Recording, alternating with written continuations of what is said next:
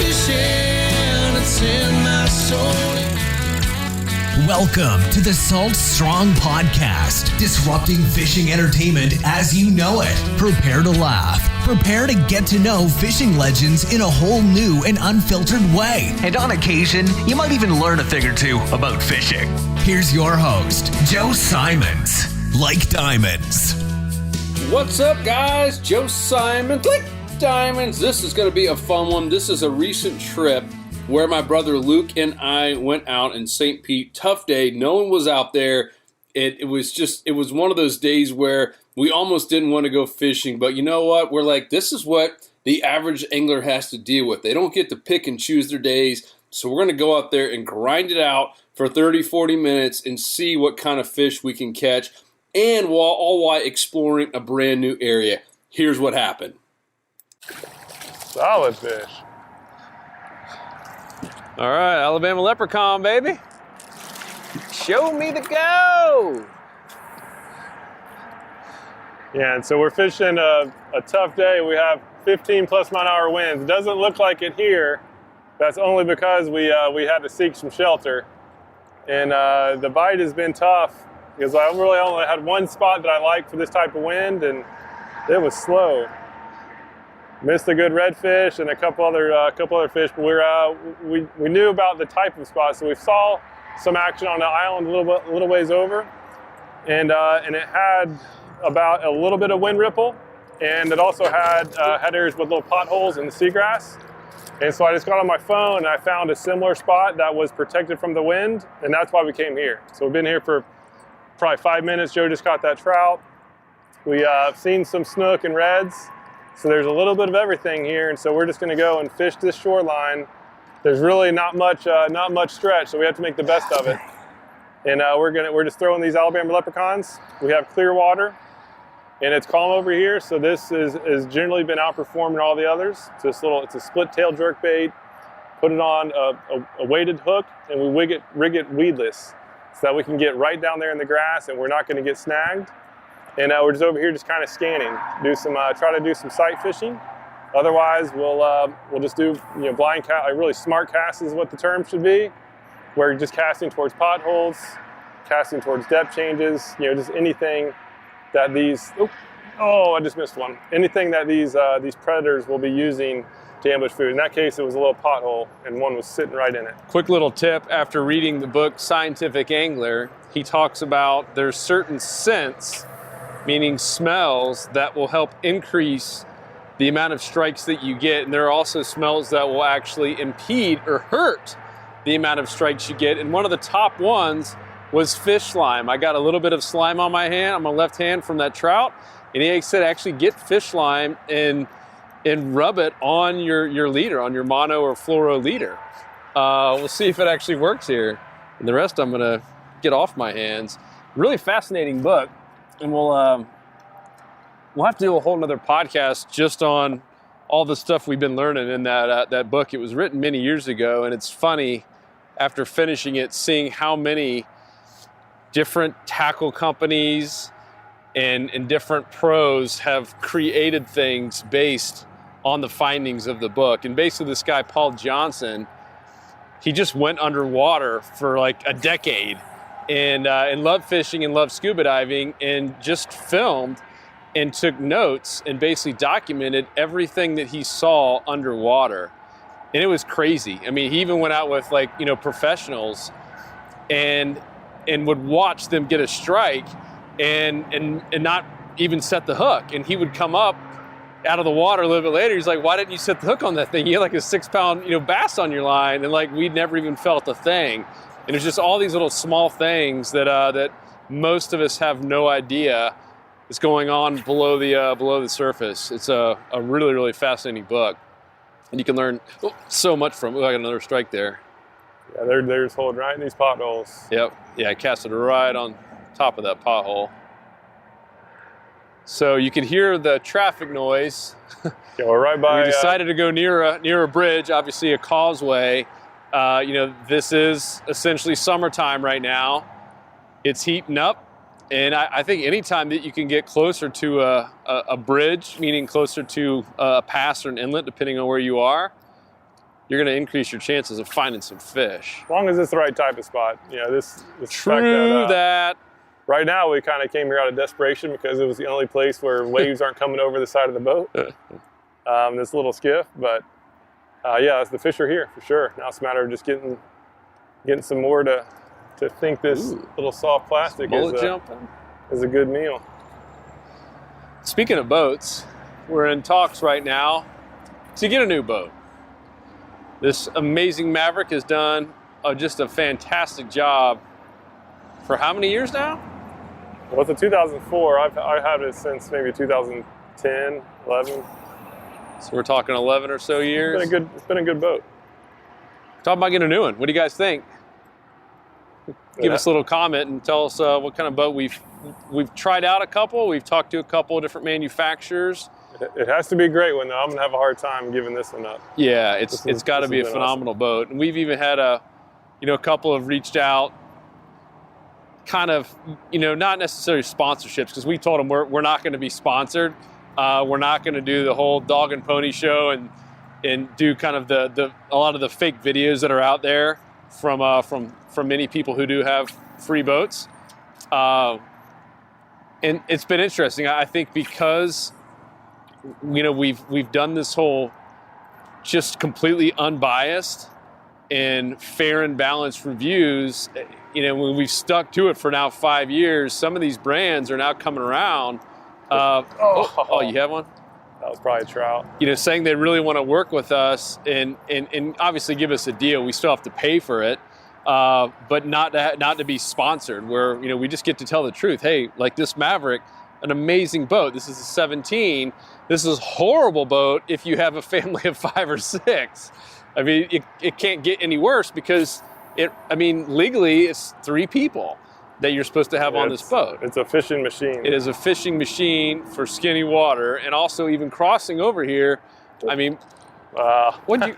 Oh my goodness! Would you catch a pinfish? Close your eyes. Close your eyes, everybody. If you're on the podcast, tune out. Luke just officially hooked a pinfish. Although that might be some really good snook bait. Yep. I saw a couple really big snook cruising by. It catches everything. So anyhow, let us know what you guys think about the boat. We're excited to see where it all goes, and of course, what it's powered with. With this whole Evinrude, what do you think about that, dude? Yeah, that's crazy. Calling it quits, going out of biz. And just FYI, our dad owns a pretty new Evinrude, right? Yeah, he's got a 1.5 years ago, 2 years ago. Solid motor too. Yeah, but that thing, it has got legit get up and go power. Yeah. Maybe one of the better engines for that. You know what it honestly comes down to? Marketing and sales. Like most things in life, right? They had a great product, and from what I've heard, they hired some marketing and salespeople that weren't really fishermen and weren't really even boaters. They were just brand marketing gurus. And a lot of times that brand marketing stuff doesn't work for groups like Evinrude that really needed someone to come in there and market that thing and really show it off the right way. That brand marketing works for brands like Coca-Cola and stuff that aren't really creating anything new per se and just want to keep that great name going. But man, Evinrude had so much to offer and they blew it. So rest in peace, Evinrude.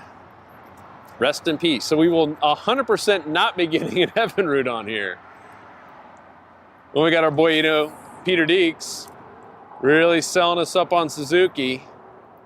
And what's interesting, you guys might not know this, but the majority of the commercial fishing guys in the state of Florida go with Suzuki, which does tell me that that they handle a lot of wear and tear. They handle a lot of abuse because those commercial guys, like those mullet guys in particular, I mean, dude, they have good warranties too. Using those. So what's the warranty on Suzuki? Do you know? I don't know. Yeah. But they're good. From what I've heard, yeah. From what I've heard, they're better than a lot of others. And Yamaha's what, 3 or 5? I don't know. You don't even know. Luke doesn't know. I wasn't prepared for a motor discussion. You always got to be prepared, dude. Trying to catch fish. Dad's an Eagle Scout. Oh, I just had a hit there. So always be prepared. Luke, no merit badge for you. No merit badge. But guys, this is what it looks like on a tough day where we debated even going out. Yeah, pretty nasty wind, and I mean, you don't see any other boats out here. It is just us. Yeah, the options get limited when there's a lot of open water. We're in St. Pete, Florida. A lot of open water around here. Tampa Bay, and it gets rough, and it just becomes unsafe for small boats like this. So you always have to be careful. And so we're just only going in areas that are protected from the wind. And again, but it's all about just finding the right type of spot. So the fish were here. We were a little bit closer to a bridge when we saw a lot of them, and there was a boat over there, so we couldn't go too close to them. So we're just kind of going down the rest of this bank, trying to pick off some fish. Hey, share that one email that we had an insider member talk about who's a professor or teacher, right? Yeah, and he had a good line. So this member just sent a nice email saying that he's recently joined the club and was just complimenting the platform on just how well it was laid out and the fact that it was teaching the right mechanics. And a great quote that he had is that, and I think it really applies to fishing, because one of the biggest things we hear on people like not wanting to join the club or buy a course is that, my problem is just that I can't go out on the water and fish enough. Like, I'm about to have some time, I'm about to retire, or whatever the case is, and then I'll be able to fish all the time. And so my problem on not catching as many fish as I want is going to be solved. And the quote was it's practice makes perfect has been like the theory that a lot of people say, and that's just in fishing and really any sort. Oh, there's a snook just hit right there. See that? But any sort of, missed it.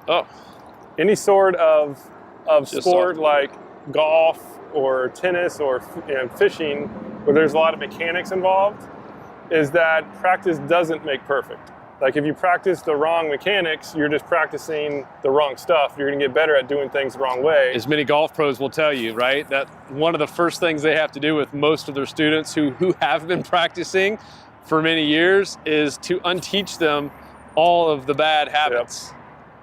And so the quote, the good quote is practice doesn't make perfect. It's truly perfect practice makes perfect. So if you practice the right things, that's when you get better. And so I really like that. And that's really what our club. Say it again. It's a perfect practice. It's perfect practice makes perfect. So you have to add one extra word to the old common little phrase. And again, I think that's a big misconception, because like golf, right? If you're new to golf, you have a bad swing, and you're not going to get better if you just go to the range and just practice that bad swing over and over and over again. You need to have somebody to teach you, the actual proper swing. And so fishing, obviously, we need a good cast. Like we actually have a course on casting, and not many people even look at it because they think they have a good cast. In reality, if you ask any fishing guide what is holding most people back that they take out fishing from catching fish, even people who fish for 10 plus years, casting is number one by far. We've heard it so many times in this podcast.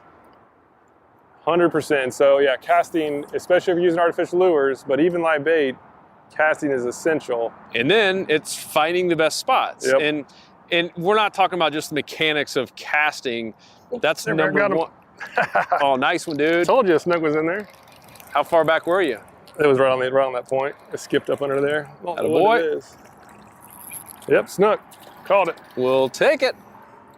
Alabama leprechaun. So yeah, that was required a good cast right near the trees, and even on a slow day, still get some action. Little fella. But so up second is getting yourself in the right spot. And that's why the first thing that we ask our new members to go through is the Finding Spots Mastery course. Nice snooky, Lukey. If you guys are listening to the podcast, Luke just landed a nice little snook. I wouldn't call that nice, but it was a fun Hey, dude, one. on a day like today, When no one else is even out here fishing, it's nice. It's a sporty snook. It's beating all you other people who are sitting at home right now. So yeah, and also just since we're here, just check out how shallow it was. Cody, you want to come up here real quick? And, I'll get him next to it. But just so we've already lost one camera to the water. We don't need to lose another. Good point. And so, if you look up here at this mangroves, I mean, it's probably, I don't know, 10, 12 inches. And so that snook was actually hanging up underneath those branches. And so in many cases... So you made your cast up in there and he hit? Yeah, it was right on this point here. In many cases, people... Oh, another one just hit right there. Hey. Watch out. See if we can get him to hit right here, close quarters. In many cases, people are just fishing too deep. That's the cool thing about inshore saltwater fishing. I grew up bass fishing. I would rarely ever fish this shallow. Hardly ever. And so I carried that thought process over to saltwater fishing. That wasn't good. And in reality, a lot of the biggest fish in saltwater up in the shallowest water, like when you're going after, especially reds, going after red, snook, trout, a lot of the biggest fish are up there real shallow. So yeah, we're really struggling here. You got a wind 9, I'm on a mangrove. Just how fishing works. And another thing, if you're fishing mangroves, you don't get stuck every once in a while, it means you're not casting close enough. It's impossible to never get stuck. If you're not getting a wind out every once in a while, then I don't know what the answer is to that. All right, so now it's like 6 inches deep on those, so I'm not even gonna bother fishing them. We're just gonna go turn around. Now we're gonna keep going down this shoreline. We're just gonna now keep that in mind, okay? If we see some mangroves overhanging, in about 10 inches of water, we're gonna get a cast up underneath them. And more than likely we'll catch something. Because those fish, they're there to feed. They think they're safe, they feel comfortable. Those are the fish that are most likely gonna eat. When you get out here in these calm, shallow flats, especially on a day like this where we have the sun shining, the water's clear, those fish are spooky. It gets really tough.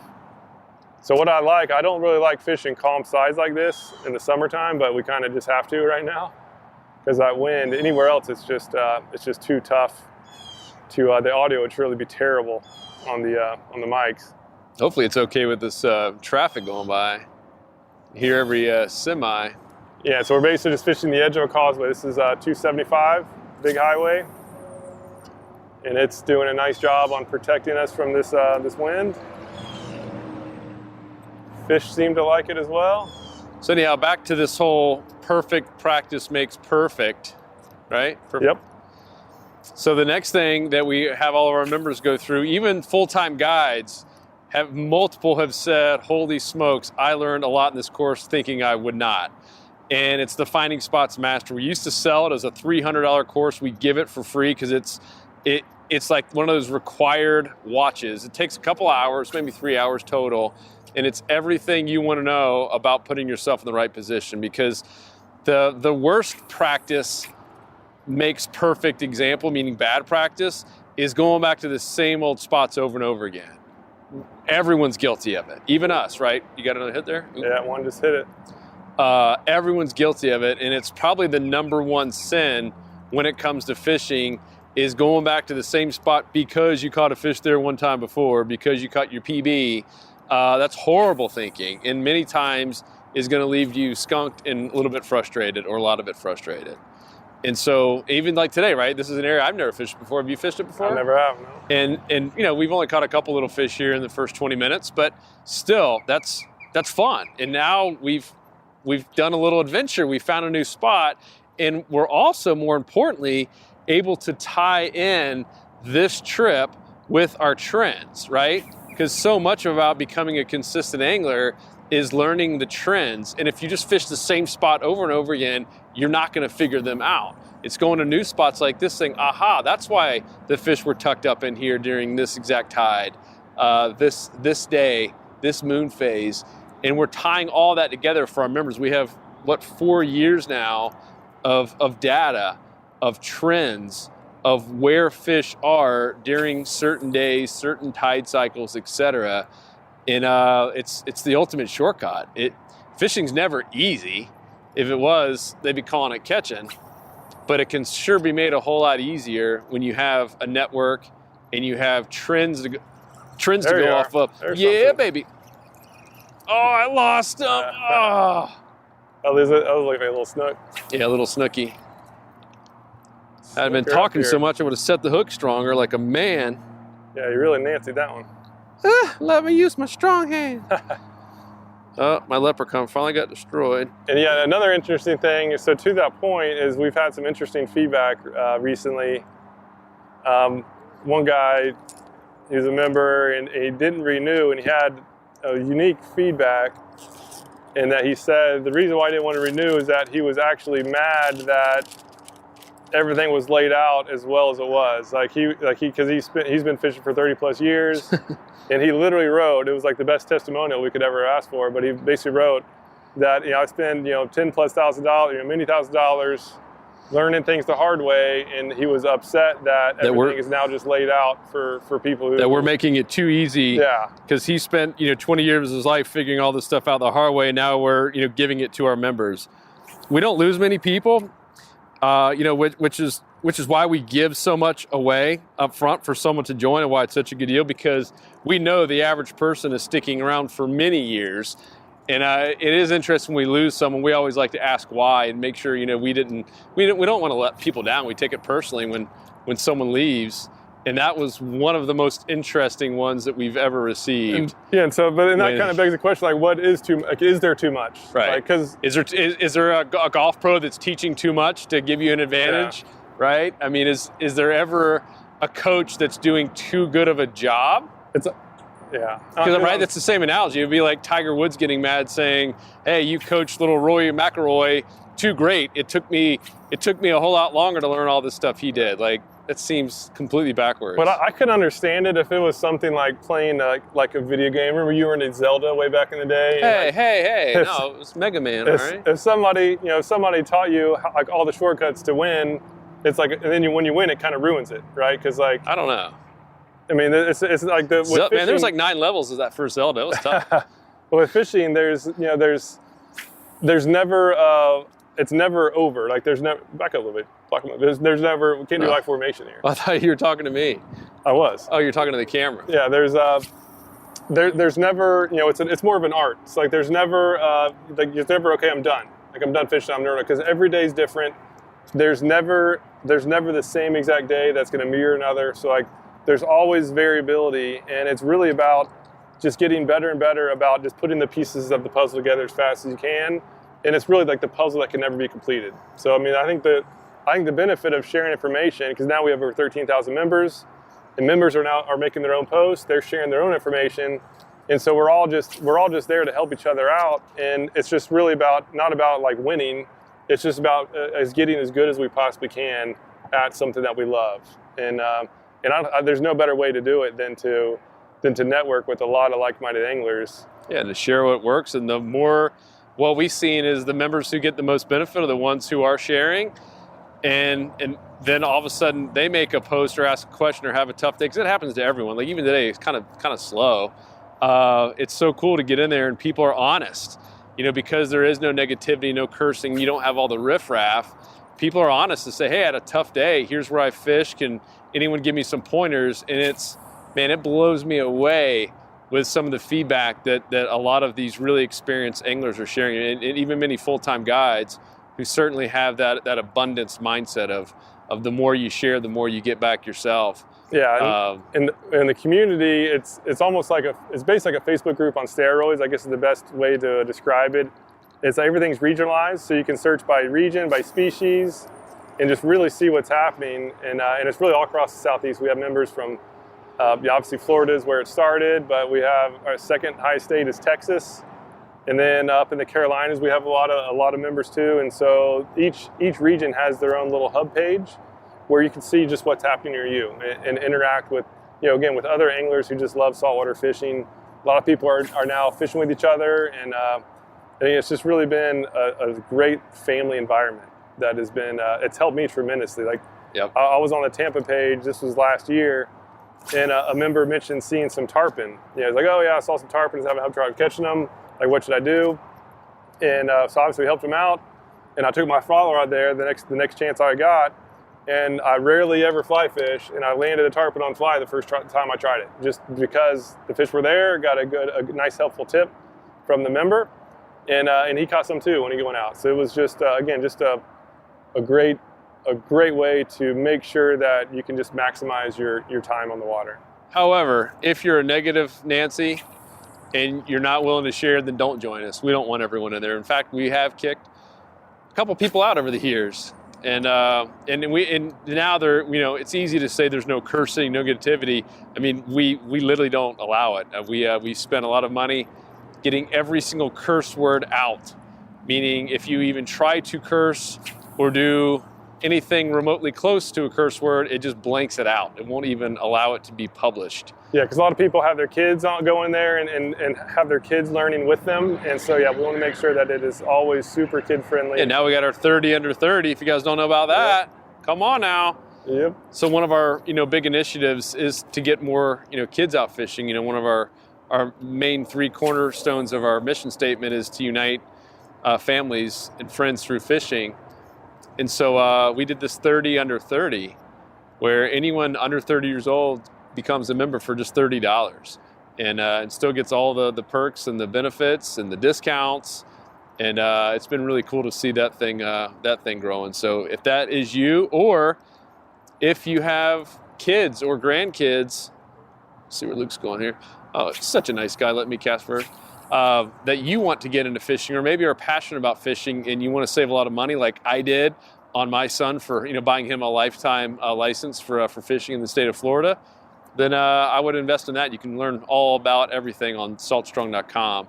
We'll have details for you. But I think in closing here, we would say on tough days, what's your number one tip here, Lukey? Tough days, just go with what you know. Like lately, the fish have been up shallow. And so I just really wanted to find some shallow water that I knew had some structure and multiple forms of structure. The more the better. In this case, it's seagrass. I could see just on my phone. I just pulled my phone out, looking for a backup spot, and pulled the phone out. Saw that there's some seagrass that went up to the shoreline where we have mangroves. So now we have seagrass, mangroves. We have potholes in the seagrass. That's 3 forms of structure. And we didn't crush it, but we caught a decent amount of fish. We saw a lot more. Oh, there's a shark right there. Got a little shark?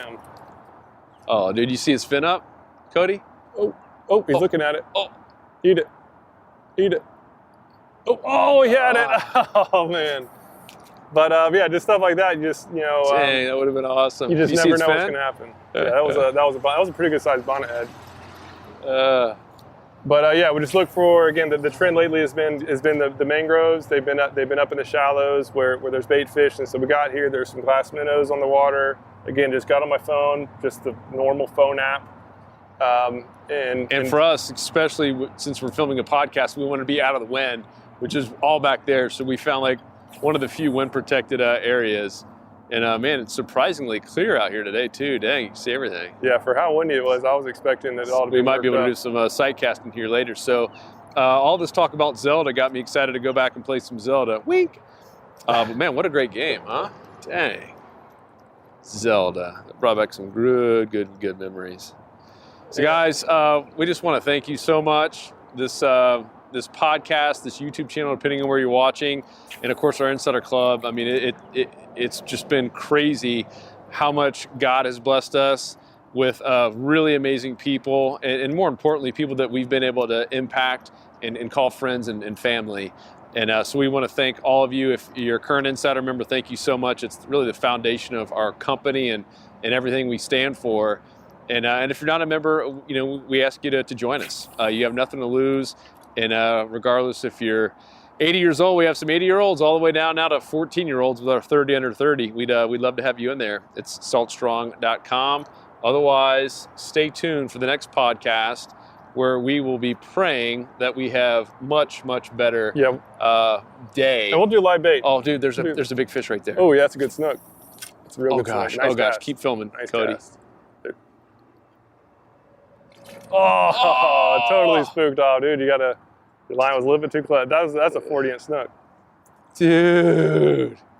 That was a big one. He knew something was up, but a lot of times that he was elevating. So I wasn't paying attention. Golly. He knew something. When they start coming up, in many cases, they're looking to see what's coming near them. He saw my line before the lure even got a chance he knew to we were there. That was, see him. Again, this is a spot we've never been to before, and we're getting some good opportunities. Now I'm going to go put mono on it. You know, we had the whole mono versus floor. I got floor on right now. No wonder we're not catching as many fish. I'm just kidding. It ain't about that. It's about the spot, the trends, and we've done about all we can. Now we're going to go find some more. All right, guys, stay tuned. We love you. See you next time. We out. Peace. Saltstore.com.